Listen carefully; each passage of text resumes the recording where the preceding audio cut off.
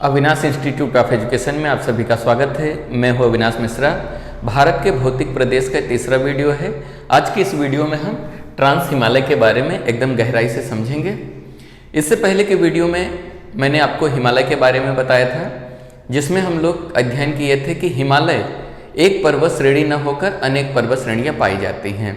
तो हिमालय के अंतर्गत 3 पर्वत श्रेणियाँ आती हैं, जिसे हम लोग पहले बृहद हिमालय कहते हैं, दूसरा जो है लघु हिमालय या मध्य हिमालय कहते हैं, तीसरा जिसे हम लोग शिवालिक हिमालय कहते हैं। और हिमालय के उस पार जो पर्वत श्रेणियाँ पाई जाती हैं उसे ट्रांस हिमालय कहा जाता है। ट्रांस का मतलब होता है पार। यहाँ पे हिमालय है, हिमालय के पार जो पर्वत श्रेणियाँ पाई जाती हैं उसे ट्रांस हिमालय कहा जाता है। हिमालय का अर्थ समझ में आ गया। हिमालय के अंतर्गत सिर्फ 3 पर्वत श्रेणियाँ पाई जाती हैं। कौन कौन सा? यहाँ पे जो है बृहद हिमालय, इसके बाद आता है यहाँ पे लघु हिमालय, इसके बाद आता है शिवालिक हिमालय। और हिमालय के जो उस पार जो भी पर्वत श्रेणियाँ हैं उसे ट्रांस हिमालय कहा जाता है, याद रखना, ठीक है। तो चलो लेक्चर शुरू करते हैं और समझते हैं।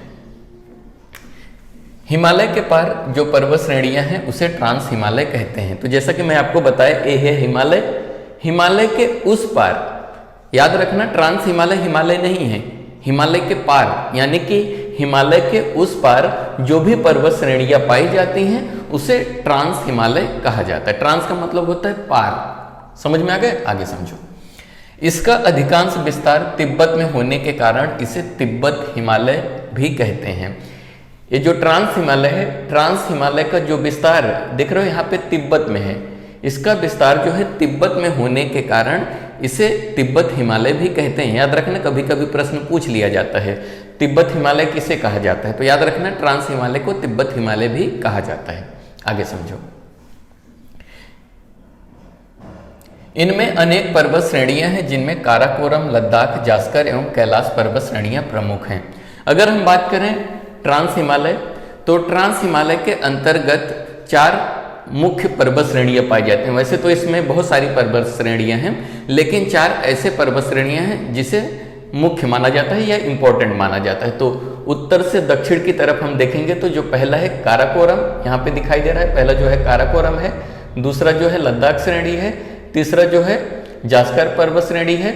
और यही ट्रांस हिमालय का विस्तार जो है तिब्बत में होने के कारण इसे हम लोग तिब्बत में किस नाम से जाने जाते हैं? इसको तिब्बत में हम लोग कैलाश पर्वत के नाम से जाने जाते हैं।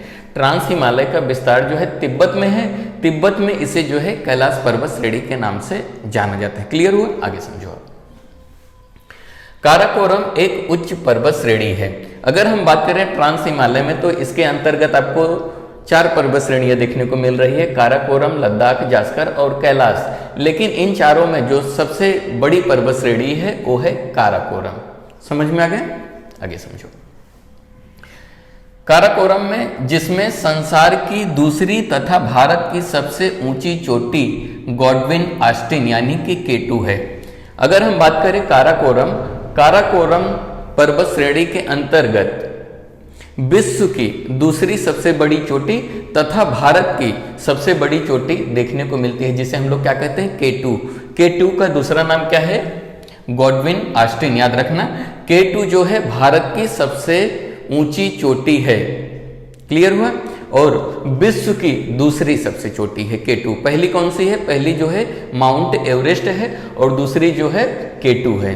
भारत की सबसे ऊंची चोटी कौन सी है? K2 है। लेकिन आज के समय में K2 को भारत की सबसे ऊंची चोटी नहीं कहा जाता है, कंचनजंगा को कहा जाता है। क्यों? क्योंकि ये जो K2 है इस समय जो है पाक अधिकृत वाले कश्मीर में स्थित होने के कारण K2 को भारत की सबसे ऊंची चोटी नहीं कही जाती है। याद रखना, अभी इसके ऊपर मतभेद चल रहा है, क्लियर नहीं है। क्लियर हुआ? आगे समझो। गॉडविन ऑस्टिन यानी K2 की जो ऊंचाई है वो 8611 मीटर ऊंची है। समझ में आ गए? अब यह क्षेत्र जो है पाकिस्तान के कब्जे वाले कश्मीर में है। ये वाला जो क्षेत्र है जहां पे K2 स्थित है, एक किसके अंतर्गत आता है? पाकिस्तान के कब्जे वाले कश्मीर के अंदर आता है। समझ में आ गया? लद्दाख श्रृंखला की सबसे ऊंची चोटी जो है, सबसे ऊंची पर्वत जो है राकापोसी है। अगर हम यहाँ पे देख रहे हो लद्दाख है, इसमें जो सबसे ऊंची चोटी है जिसका नाम है राकापोसी, यहाँ पे देख रहे हो ये है राकापोसी। जो विश्व की सबसे ढाल वाली चोटी है, ये जो राकापोसी है विश्व की सबसे ढलान वाली है। मतलब कैसा है, एकदम सीधा पाई जाती है, सबसे ज्यादा ढलान पाया जाता है। समझ में आ गया। विश्व की सबसे ढलान वाली चोटी कौन सी है, तो राकापोसी है। राकापोसी किस पर्वत श्रृंखला के अंदर स्थित है, तो आप क्या लिखोगे, लद्दाख। समझ में आ गया। राकापोसी जो है सबसे ऊंची, सबसे ढलान, सबसे ज्यादा ढलान वाली पर्वत श्रेणी है, जो कि लद्दाख की सबसे ऊंची चोटी है। क्लियर हुआ, आगे समझो। कश्मीर में सिंधु नदी लद्दाख और जास्कर पर्वत श्रेणियों के मध्य से दक्षिण पूर्व से उत्तर पश्चिम की ओर प्रवाहित होती है। तो यहाँ पे देख रहे हो एक नदी जा रही है, जिस नदी को हम लोग क्या कहते हैं, सिंधु नदी कहते हैं। सिंधु नदी जो है जास्कर और लद्दाख के मध्य यानी कि बीच में प्रवाहित होती है। उसकी दिशा कैसी है, यह है दक्षिण और पूर्व। दक्षिण पूर्व से लेके किधर जाती है, उत्तर और पश्चिम की तरफ बहती है। जो सिंधु नदी है लद्दाख और जास्कर के मध्य जो है प्रवाहित होती है, उसकी दिशा कैसी है, दक्षिण। ए वाले भाग को दक्षिण कहते हैं। दक्षिण पूर्व से लेके उत्तर पश्चिम की तरफ प्रवाहित होती है। समझ में आ गया। लेकिन नंगा पर्वत की स्थिति के कारण इसकी दिशा मुड़कर दक्षिण पश्चिम हो गई है। अगर आप यहाँ पे देखोगे तो यहाँ पे एक पर्वत पाया जाता है जिसे नंगा पर्वत के नाम से जाना जाता है। नंगा पर्वत की स्थिति के कारण सिंधु नदी की जो दिशा है वो मुड़ जाती है। उसकी दिशा कैसी हो जाती है, देख रहे हो, पश्चिम और दक्षिण की तरफ हो जा रही है। दक्षिण और पश्चिम की तरफ हो जाती है। क्लियर हुआ, आगे समझो। ट्रांस हिमालय का निर्माण हिमालय से पहले हो चुका था। हिमालय के निर्माण से पहले, यहाँ पे हिमालय है, हिमालय की उत्पत्ति से पहले जो था ट्रांस हिमालय की उत्पत्ति हो चुकी थी। कभी कभी प्रश्न पूछा जाता है, तो याद रखना, हिमालय की उत्पत्ति से पहले जो था ट्रांस हिमालय की उत्पत्ति हो चुका था। क्लियर हुआ। ट्रांस हिमालय अवसादी चट्टानों से बना है। तो जो एक ट्रांस हिमालय है उसका निर्माण किस चट्टानों से हुआ है, तो अवसादी चट्टानों से हुआ है। इससे पहले के वीडियो में मैंने चट्टाने वाली वीडियो पढ़ाया था, आप देख लेना तो आपको समझ में आ जाएगा कि अवसादी चट्टानें क्या होती हैं। तो ट्रांस हिमालय किन चट्टानों से बना है, अवसादी चट्टानों से बना है। क्लियर हुआ, आगे समझो।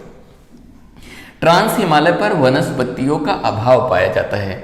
ट्रांस हिमालय यहाँ पे ना क्या होता है, वर्ष भर बर्फ जमे होते हैं। इसके कारण यहाँ पे वनस्पतियां नहीं पाई जाती हैं, वनस्पतियों की कमी पाई जाती है, अभाव पाया जाता है। समझ में आ गया। सियाचिन, बियाफो, बाल्टोरा तथा हिस्पर, ये चारों काराकोरम के सबसे बड़े ग्लेशियर हैं। काराकोरम के 4 सबसे बड़े ग्लेशियर का मैंने यहाँ पे नाम लिखा है। कौन कौन सा, सियाचिन ग्लेशियर, बियाफो ग्लेशियर, बाल्टोरा ग्लेशियर और हिस्पर। ये जो है काराकोरम के 4 सबसे बड़े ग्लेशियर हैं। ग्लेशियर का मतलब क्या होता है, हिमनद होता है।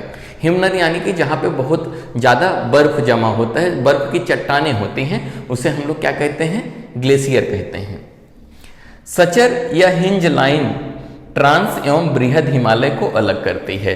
तो यहाँ पे याद रखना, ये जो सचर जोन कहते हैं, नहीं तो हिंज लाइन कहते हैं, ये क्या करती है, ट्रांस हिमालय और बृहद हिमालय, मान लेते हैं कि यहाँ पे एक सचर जोन है, ये क्या करती है, सचर जोन या हिंज लाइन, ये ट्रांस हिमालय और बृहद हिमालय को एक दूसरे से अलग करती है। ठीक है, तो वीडियो कैसा लगा कमेंट करके जरूर बताइए। मैं आपको भूगोल इस तरह से पढ़ाता हूँ जिसके अंतर्गत आप चाहो तो नोट्स भी बना सकते हो। अगर आप नोट्स बनाओगे तो और गहराई से इसको समझ पाओगे। तो वीडियो कैसा लगा कमेंट करके जरूर बताइए। अगर अभी तक इस चैनल को आपने सब्सक्राइब नहीं किया है तो सब्सक्राइब कर लीजिए। वीडियो देखने के लिए धन्यवाद।